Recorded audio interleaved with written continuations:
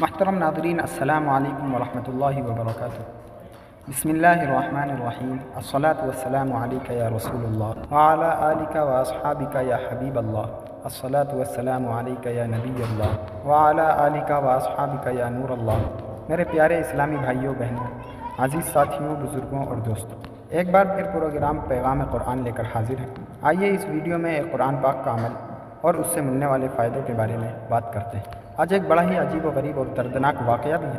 نبی علیہ الصلاۃ والسلام سے ہم سب کو بے انتہا محبت ہے، اور یہ محبت ہی ایمان کی جان ہے۔ اگر نبی پاک صلی اللہ علیہ وسلم سے بے انتہا محبت نہیں ہے تو ایمان کبھی کمپلیٹ نہیں ہو سکتا۔ اور جب نبی پاک علیہ الصلاۃ والسلام کو تکلیف پہنچے تو نبی پاک صلی اللہ علیہ وسلم کو یا کسی بھی طریقے کا ایذا پہنچے تو یقیناً جب کوئی امتی اس کو پڑھتا یا پھر سنتا ہے تو دل پر بھی تکلیف ہوتی ہے۔ ایک ایسا ہی واقعہ جس میں ہمارے آقا علیہ الصلاۃ والسلام کو تکلیف پہنچائی گئی، نبی پاک علیہ الصلاۃ والسلام پر جادو کیا گیا۔ آج ہم یہ واقعہ سنیں گے، اور یہ واقعہ قرآنی واقعہ ہے، اور اس کے ذریعے بہت ساری باتیں بھی سنیں گے۔ جادو کے بارے میں بہت کچھ ہے لوگوں کے ذہن میں، اور لوگ یہ سمجھتے ہیں کہ جادو کا توڑ کرنے کے لیے بڑے عجیب و غریب عمل کرنے پڑیں گے، بڑے گناہوں والے کام کرنے پڑیں گے۔ اللہ کو ناراض کرنے والے کام بھی لوگ کرنے کو تیار رہتے ہیں، حرام اور ناجائز کام کو کرنے کے لیے تیار ہو جاتے ہیں، اور یہ سمجھتے ہیں کہ اس سے جادو سے بچا جا سکتا ہے۔ البتہ جادو کروانے کے لیے بھی لوگ بڑے ہی ناجائز اور گندے کام کرتے ہیں اور بہت برے عمل کیا کرتے ہیں۔ وہ کام ایسے ہوتے ہیں جو جہنم میں لے جاتے ہیں انسان کو۔ اللہ تبارک و تعالیٰ مجھے اور آپ کو ہمیشہ جادو ٹونے، آصیب اور اثرات سے محفوظ رکھے، ہر قسم کی بلاؤں سے محفوظ رکھے۔ آج قرآن کے ذریعے سمجھیں گے کہ جادو کا علاج کیا ہے، اگر جادو ہو جائے تو اس سے بچا کیسے جا سکتا ہے، اور جب نبی پاک علیہ الصلاۃ والسلام پر جادو ہوا تھا، ان پر جب جادو کرنے کی کوشش کی گئی تھی تو اس کا نتیجہ کیا نکلا تھا۔ ناظرین، آپ کو توجہ کے ساتھ سلسلے میں شامل رہنا ہے۔ روایت یہ ہے کہ لبیب بن عاصم یہودی، اس نے اور اس کی بیٹیوں نے نبی پاک علیہ الصلاۃ والسلام پر جادو کر دیا، جس کا اثر پیارے آقا صلی اللہ علیہ وسلم کے جسم مبارک پر نمودار ہوا۔ طبیعت شریف کچھ ناساز ہونے لگی، آپ کے قلب اور آپ کی عقل مبارک پر اور آپ کے اعتقادات پر کوئی اثر نہ ہوا، صحت مبارک پر تھوڑا سا اثر ہوا۔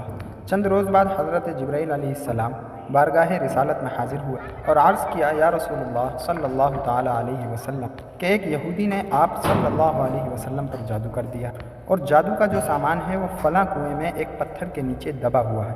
سرور کونین رحمت دو جہاں صلی اللہ علیہ وسلم نے حضرت علی رضی اللہ تعالیٰ عنہ شیر خدا، اللہ کے شیر کو بھیجا۔ انہوں نے کنویں کے پانی کو نکالا اور پتھر اٹھایا، اس کے نیچے سے کھجور کے گھابے کی تھیلی برآمد ہوئی، یعنی کھجور کے جو چھلکے ہوتے ہیں اس کی ایک تھیلی برآمد ہوئی، اور اس میں نبی پاک صلی اللہ علیہ وسلم کے منہ مبارک جو کنگھی سے ٹوٹے تھے، اور کنگھی کے ٹوٹے ہوئے کچھ دندانے، اور ایک ڈور یا کمان کا چلہ جس میں 11 گیریں ہیں، یعنی 11 گانٹھیں لگی ہوئی تھیں، اور ایک موم کا پتلا تھا جس میں 11 سوئیاں چبھی ہوئی تھیں۔ یہ سب کا سب سامان پتھر کے نیچے سے نکلا، اور حضرت علی رضی اللہ تعالیٰ عنہ ان سارے کے سارے سامان کو لے کر آپ صلی اللہ علیہ وسلم کی خدمت میں حاضر ہوئے۔ اس کے بعد سبحان اللہ، اس کا توڑ کیسے آیا، اس کا علاج کیسے ہوا، اس کا حل کیا نکلا؟ حضرت جبرائیل علیہ الصلاۃ والسلام اللہ تعالیٰ کی بارگاہ سے سورہ فلق اور سورہ ناس کو لے کر حاضر ہوئے، یعنی اب جو سورہ فلق اور سورہ ناس جو ہیں وہ نازل ہوئی، اور اگر ان دونوں صورتوں کو ملائیں تو ناظرین اس میں 11 آیتیں ہیں، ہر ایک آیت کو پڑھنے سے ایک ایک گرہ یعنی ایک ایک گانٹھ کھلتی جاتی، یہاں تک کہ سب گرہیں کھل گئیں اور پیارے آقا علیہ الصلاۃ والسلام بالکل شفا یاب ہو گئے۔ سبحان اللہ۔ اب اس واقعے سے میں نے اور آپ نے بہت ساری باتیں سیکھنی۔ پہلی بات یہ ہے کہ یہ بخاری شریف میں ہے کہ پیارے نبی صلی اللہ علیہ وسلم جب بستر پر تشریف لاتے تو اپنے دونوں ہاتھوں پر دم کرتے اور اپنے سر سے لے کر پاؤں تک پورے جسم پر اپنے ہاتھوں کو پھیرایا کرتے، جہاں تک دست مبارک پہنچتے یہ عمل 3 مرتبہ فرماتے، یعنی نبی پاک علیہ الصلاۃ والسلام ان دونوں صورتوں کو اپنے اوپر بھی دم کیا کرتے۔ ایک اور جگہ پر یہ ہے، حضرت عائشہ رضی اللہ تعالیٰ عنہ سے روایت ہے، جب نبی کریم صلی اللہ علیہ وسلم کے گھر والوں میں سے کوئی بیمار ہوتا تو آپ علیہ الصلاۃ والسلام ان دونوں صورتوں کو پڑھ کر اس پر دم فرمایا کرتے تھے، تو یہ نبی پاک کے معمول میں تھا۔ تو اگر آج ہم پہ بھی کوئی بیماری آ جائے یا فیملی میں کوئی بیمار ہو جائے، اپنے آپ کو ان آفتوں سے بچانا چاہتے ہیں، اپنے گھرانے کو، اپنے خاندان کو، اپنے رشتہ دار کو، اپنے احباب کو، اپنے دوست کو، ان پریشانیوں سے بچانا چاہتے ہیں تو اول آخر 3 بار درود پاک پڑھیں، سورہ فلق اور سورہ ناس کی تلاوت کریں اور اپنے ہاتھوں پر دم کر کے اپنے جسم پر پھیر لیں یا کسی مریض پر پڑھ کر دم کر دیں، انشاءاللہ اس کی برکت ضرور ملے گی۔ یہاں ایک اور مسئلہ بھی سیکھنے کو ملے گا کہ تعویذات اور عملیات میں جس میں کوئی لفظ کفر اور شرک کا نہ ہو وہ جائز ہے۔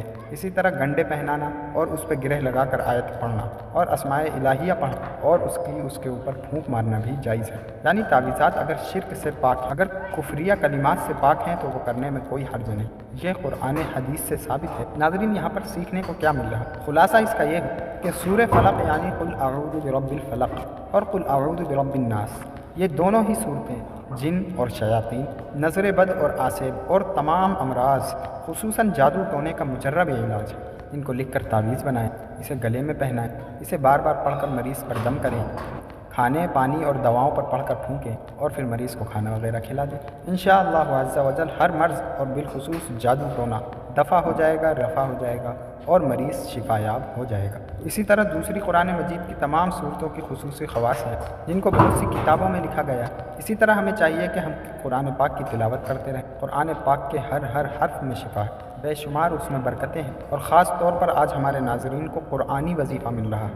بہت سے ناظرین ہم سے گزارش کرتے ہیں کہ ہمیں کوئی وظیفہ بتایا جائے، تو میں آپ کو وہ وظیفہ کہہ رہا ہوں جو وظیفہ آپ کو رب کی طرف سے ملا ہے۔ پیارے آقا نبی علیہ الصلاۃ والسلام کو شفا بھی نصیب ہوئی۔ میں تو کہوں گا کہ ہمیں اسے ضرور اپنانا چاہیے۔ اس سے پہلے کہ میں مزید اس معاملے میں آگے بڑھوں، اس سے پہلے میں چاہتا ہوں کہ دونوں صورتوں کی تلاوت اور اس کا ترجمہ ہم پہلے سن لیتے ہیں اور اس سے مزید باتیں کرتے ہیں کہ اس حیرت انگیز واقعے سے ہمیں کیا سیکھنے کو ملتا ہے اور اس میں اور بھی کیا کیا پوشیدہ راز چھپے ہوئے ہیں۔ پہلے سورہ فلق اور سورہ ناس کی تلاوت ہوگی۔ میں یہاں پر ایک اور بات بھی کہنا چاہوں گا، جو یہ کہتے ہیں کہ جناب ہم وظیفہ کرتے ہیں مگر اثر نہیں ہوتا، ہمیں اس کی برکت نہیں ملتی۔ پہلے یہ چیک کر لیں کہ آپ کے مخارج ٹھیک ہیں، آپ تلاوت صحیح مخارج کے ساتھ کر رہے ہیں۔ اب جب ہم اسے سنیں گے تو آپ اس میں یہ بھی چیک کر لیں کیا ہم اسی طریقے کے تلفظ کے ساتھ پڑھتے ہیں، کیا ہمارے حرف بھی ایسے ہی ادا ہوتے ہیں۔ اگر آپ مسٹیک کرتے ہیں تو قرآن پاک صحیح طریقے سے پڑھیں، پھر دیکھیے اس کی کیسی برکتیں ملتی ہیں۔ آئیے سورہ فلق، سورہ ناس، اس کی تلاوت اور اس کا ترجمہ۔ بسم اللہ الرحمن الرحیم، قل اعوذ برب الفلق من شر ما خلق ومن شر غاسق اذا وقب ومن شر النفاثات في العقد ومن شر حاسد اذا حسد۔ تم فرماؤ میں اس کی پناہ لیتا ہوں جو صبح کو پیدا کرنے والا ہے، اس کی سب مخلوق کے شر سے، اندھیری ڈالنے والے کے شر سے جب وہ ڈوبے، اور ان عورتوں کے شر سے جو گرہوں کو پھونکتی ہیں، اور حسد والے کے شر سے جب وہ مجھ سے جلے۔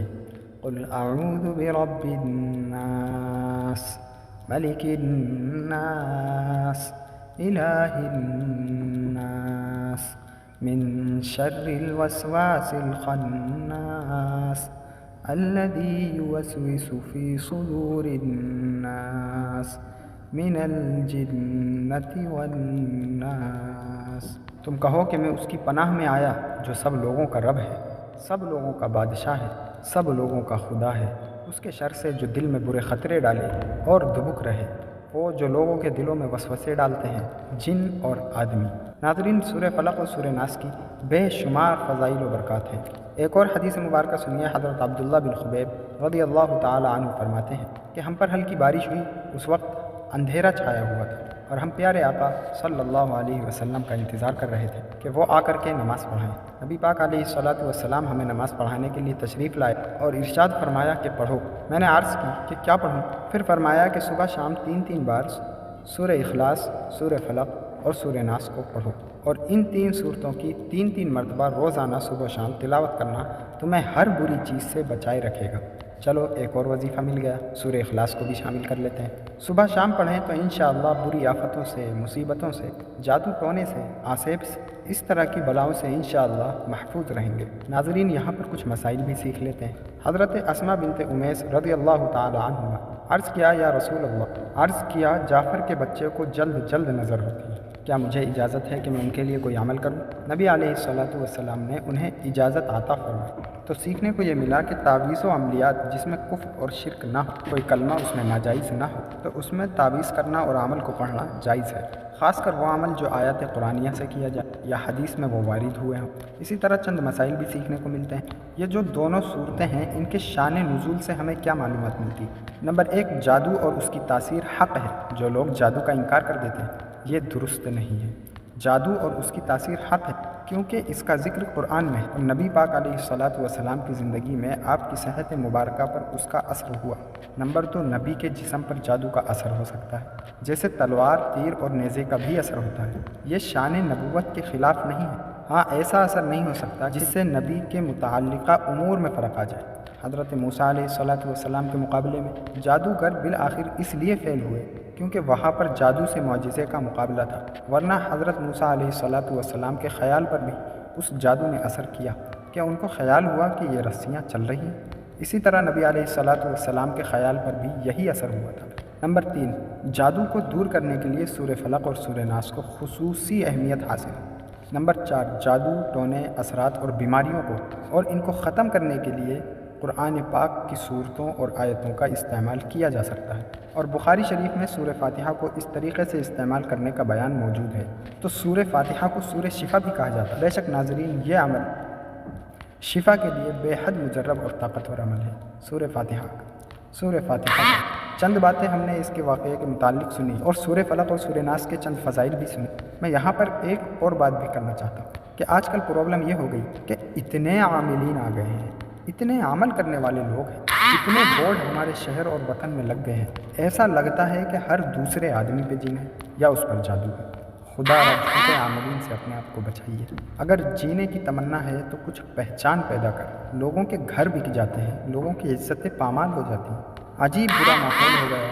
کچھ بد نصیب تو وہ ہیں جو لوگوں کا برا کروانے کے لیے جادو کروانے جاتے ہیں اور ہزاروں لاکھوں روپے خرچ کرتے ہیں، اور بعض اوقات کچھ لوگ صرف بیمار ہوتے ہیں اور پھر فرضی یا نقلی عامل کے ہتھے چڑھ جاتے ہیں، اور وہ کہتا ہے کہ جناب آپ کے گھر میں بہت گندا عمل ہوا ہے، فلاں جگہ پر کوئی چیز دبی ہوئی ہے، اب اس کو سنبھالنے اور نکالنے کے لیے اتنے بکرے چاہیے، اتنی مرغی چاہیے، اتنے انڈے چاہیے، قبرستان میں یہ عمل کرنا ہوگا۔ اور پھر غریب آدمی اپنی چیزوں کو بیچ کر، لوگوں سے ادھار اور قرض لے کر، کہاں سے محنت کے پیسے جمع کیے ہوئے وہ سارے پیسے انہیں دے دیتے ہیں۔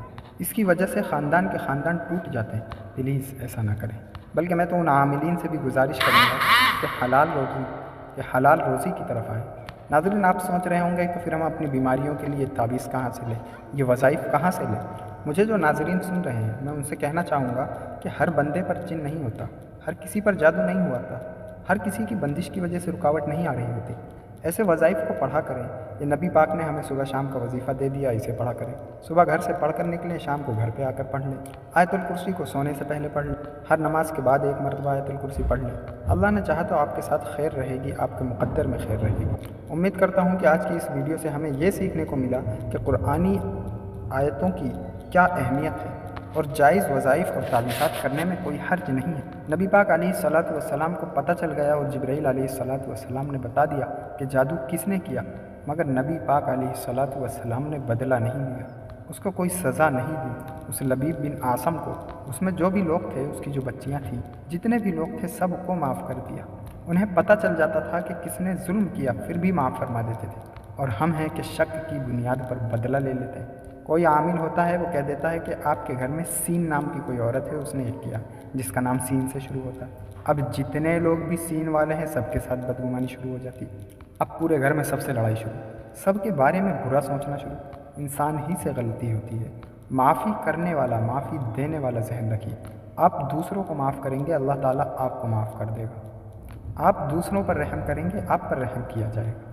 اللہ تعالیٰ مجھے اور آپ کو نبی پاک علیہ الصلاۃ والسلام کی اس مبارک سیرت سے سیکھنے کی توفیق عطا فرمائے۔ چلیے مان لیجئے کسی سے غلطی ہو بھی گئی ہے، کسی نے ہمارا برا چاہا بھی ہے اور پتہ بھی چل گیا ہے، اگر پھر بھی معاف کر دیا تو یہ اللہ کو بہت پسند ہے۔ مشکل ضرور ہے، دل چاہتا ہے کہ میں بھی بدلہ لوں، لیکن مزہ بھی تو یہی ہے نا کہ دل بھی چاہ رہا ہے اور سامنے والے نے غلط بھی کیا ہے اور میں بدلہ لے بھی سکتا ہوں، پھر بھی اللہ کی رضا کے لیے معاف کر دے۔ اس نیت سے معاف کریں، اے میرے مالک، میں تیرے بندے کو معاف کر رہا ہوں، تو مجھ گناہ گار کو معاف فرما دے۔ اپنے بھی تو گناہ دیکھیں، کتنے گناہ ہو رہے ہیں، کم ہو رہے ہیں؟ بے حد گناہ ہو رہے ہیں۔ کیا اپنے گناہوں کی معافی کی ضرورت نہیں؟ امید ہے اللہ کریم ضرور کرم فرمائے گا، اور یہی اسلام کی خوبصورتی ہے۔ اور کوئی دنیا میں تو ایسا نہیں کرتا، کسی اور مذہب میں تو نہیں سکھایا جاتا۔ آپ اور میں مسلمان ہوں، اسی وجہ سے یہ اسلام کی خوبصورتی ہے، اسے ہمیں کرنا ہے چونکہ ہم اسلام میں ہیں۔ ہمارے لیے بہتر یہی ہے کہ معاف کر دیا جائے کسی کو۔ اللہ تعالیٰ مجھے اور آپ معافی اور درگزر کا ذہن عطا فرمائے۔ میں یہی کوشش کرتا ہوں کہ قرآن پاک کا کوئی میسیج، کوئی کلام آپ کی طرف پہنچا سکوں۔ آج الحمدللہ آپ کے لیے یہ پیغام تھا۔ اس پیغام پر عمل کیجئے، اس وظیفے کو پڑھیے، اسے اپنی زندگی کا معمول بنائیے، اس کو پڑھ کر اپنے اوپر بھی دم کیجئے، مریضوں پر بھی دم کیجئے، اور پھر بھی کسی سے غلطی ہو جائے تو معاف کر دیجئے۔ اب تھوڑا سا تعارف قرآن کا سلسلہ شروع کرتا ہوں، اور تعارف قرآن میں آج ہم قرآن پاک کی انہی 2 صورتوں کے بارے میں بات کریں گے جس کا ذکر ہم نے اپنے سلسلے پیغام قرآن میں کیا تھا، یعنی سورہ فلق اور سورہ ناس۔ تو سب سے پہلے بات کرتے ہیں سورہ فلق کی۔ سورہ فلق مدینہ منورہ میں نازل ہوئی، اور ایک قول یہ بھی ہے کہ مکہ مکرمہ میں نازل ہوئی۔ پہلا قول زیادہ صحیح ہے کیونکہ اس کے شان نزول سے اسی کی تائید ہوتی ہے۔ رکوع اور آیت کی تعداد، اس صورت میں 1 رکوع اور 5 آیتیں ہیں۔ فلق نام رکھنے کی وجہ، فلق کے کئی معنی ہیں لیکن یہاں اس سے مراد صبح ہے۔ اس صورت کی پہلی آیت میں یہ لفظ موجود ہے، اسی مناسبت سے اسے سورہ فلق کہتے ہیں۔ پیارے آقا نبی علیہ الصلاۃ والسلام نے ایک بار اس صورت کے بارے میں ارشاد فرمایا کہ کیا تم نے نہیں دیکھا کہ آج رات مجھ پر ایسی آیتیں نازل ہوئی ہیں جن کی مثل یعنی جس کی مثال نہیں دیکھی گئی؟ وہ آیت ہے قل اعوذ برب الفلق اور قل اعوذ برب الناس، صورت کے آخر تک دونوں صورتیں۔ تو ان صورتوں کے بارے میں بڑے فضائل نبی علیہ الصلاۃ والسلام نے فرمائے۔ ایک مرتبہ حضرت عابس جوہنی رضی اللہ تعالیٰ عنہ نبی کریم صلی اللہ علیہ وسلم کا ارشاد نقل کرتے ہیں کہ میں تمہیں وہ باتیں نہ بتاؤں جو شریر جنات اور شریر شیطان سے حفاظت طلب کرنے کے لیے سب سے افضل اور سب سے بہتر ہے؟ انہوں نے عرض کیا یا رسول اللہ صلی اللہ علیہ وسلم کیوں نہیں، ضرور بتائیے۔ ارشاد فرمایا وہ کلمات یہ دونوں صورتیں ہیں، قل اعوذ برب الفلق اور قل اعوذ برب الناس۔ اب آئیے سورہ ناس کے بارے میں بھی کچھ سن لیتے ہیں، اس کی فضیلت بھی جان لیتے ہیں۔ سورہ ناس جو ہے ناظرین، یہ قرآن کریم کی ترتیب کے حساب سے سب سے آخری صورت ہے۔ اس کا مقام نزول، سورہ ناس زیادہ صحیح قول کے مطابق مدنی ہے۔ اس صورت میں 1 رکوع اور 6 آیتیں ہیں۔ الناس نام رکھنے کی وجہ، عربی میں انسانوں کو الناس کہتے ہیں، اور اس صورت کی پہلی آیت میں یہ لفظ بھی موجود ہے۔ اس کی مناسبت سے اس صورت کو سورہ الناس کہتے ہیں یا اسے سورۃ الناس کہتے ہیں۔ سورۃ الناس کے مضامین، پوری سورت مبارک میں ان جنات اور شیاطین سے اس میں پناہ مانگنے کی تلقین کی گئی ہے جو لوگوں کے دلوں میں وسوسے